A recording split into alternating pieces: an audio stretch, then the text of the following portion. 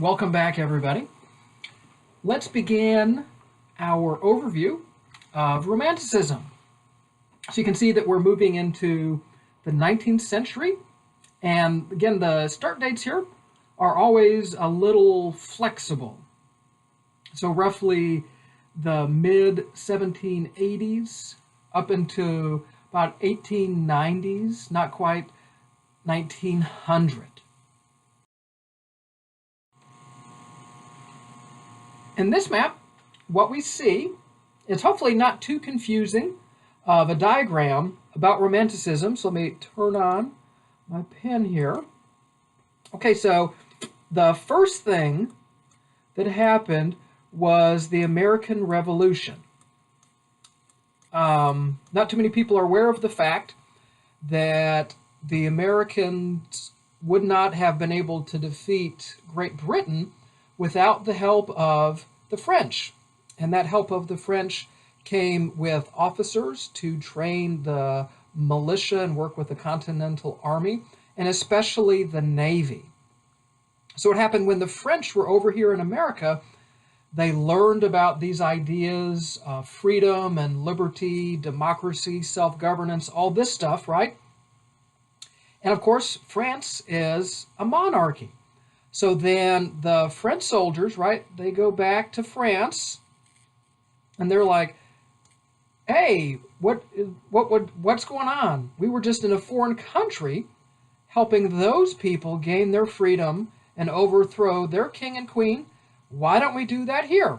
And that's exactly what happened. That was the French Revolution, which came after the American Revolution. The French Revolution was very, very bloody and very, very chaotic. And then the idea of democracy starts to spread throughout Europe. As you can see all these arrows that are moving around here, right? As well down into Latin America and South America. This is that idea. What happened with Romanticism is that there were a group of authors who were living in England. England's over here. And they became influenced by what was going on in the French Revolution. And then their writings traveled to America and then were exposed to American authors and American audience. And then Romanticism took root where it first began, which was in America. So hopefully that makes sense about how this idea that today that we call Romanticism began and spread. A lot of people look at the word Romanticism and they see this romantic, and it makes them think about a heart like St. Valentine's Day.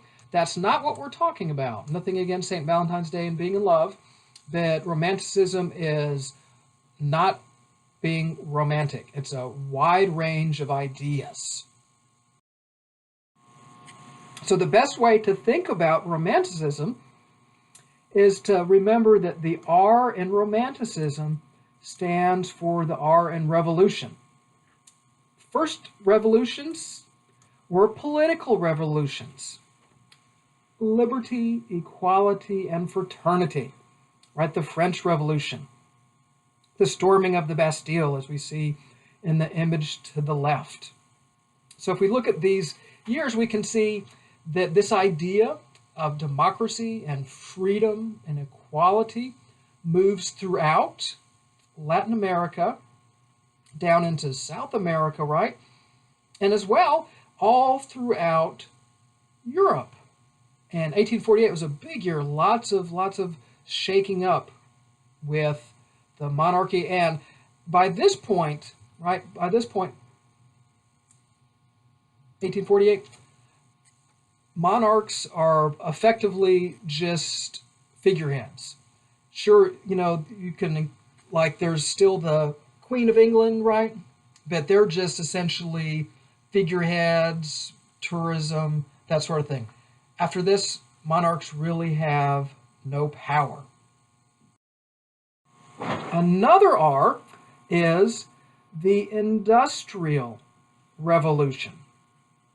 So the Industrial Revolution is moving into fifth gear at this time, and There's been improvements and perfections to the steam engine so that they're better, and they would start to replace wind and water as power sources.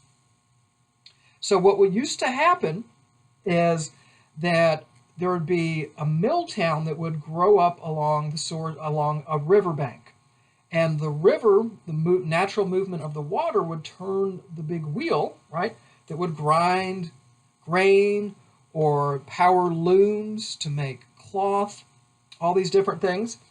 But with the steam engine, all of these little things change and are move into different areas.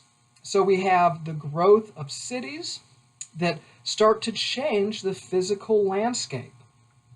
So this is where we pick up some new isms. We have urbanism, right? We see urban. This is the growth of cities.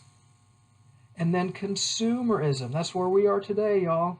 We are consumers. This is buying stuff for the sake of having stuff. Because in the cities, everybody is flocking to the cities. There's all these jobs in the factories. And there's so many side businesses that pop up to deal with this influx of people coming in from the country. So there's incredible growth of cities during this time, especially in the middle and the lower and working classes.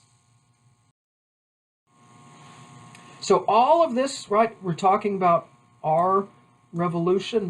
That's the way to think about Romanticism. So now we can see that all this bubbles down into giving us revolutions in thought. So people started to think differently based upon all the changes that were going on in the world around them. Now, not everybody was happy with all these changes. For example, in England, there was a group of people that were called the Luddites. And they were very, very unhappy with machines taking away jobs from so many people. Because with these factory jobs, right, a machine could do much more work than a 2 score of men could do in a day, right? So they recognized that machines were taking jobs from people, so they would break into factories and destroy machines. Also, we have the idea of primitivism. We can look at this. We see, right, see that root word primitive? This was another reaction against industry. Many people started to believe that if you lived out in the country and you lived a simple, rustic life, you would grow and live happier than someone in the city, and you would be a more moral person. And this led to the secondary idea that society, especially in the cities, was a corrupting force upon the individual. So in other words, a person all by him or herself living in the country would grow up happy and moral. Take that same person, drop him or her into the city, and pick up that factory job and living in the crowded city and all the smoke and the trash and everything. That person would be unhappy and would be corrupted. Then, another big ism is transcendentalism. We could talk for days about transcendentalism, and what happens with the transcendentalists is that nature assumes the role of a spiritual power. And to try to talk about transcendentalism in 30 to 45 seconds, what transcendentalists would do, instead of going to church or reading scripture to get in touch with the divine, they would go for a walk in nature. They would remove themselves from society, go out into the woods, and encounter the divine in nature. And that's a good way to think about transcendentalism. And we'll continue talking about the Romantic period in the next lecture.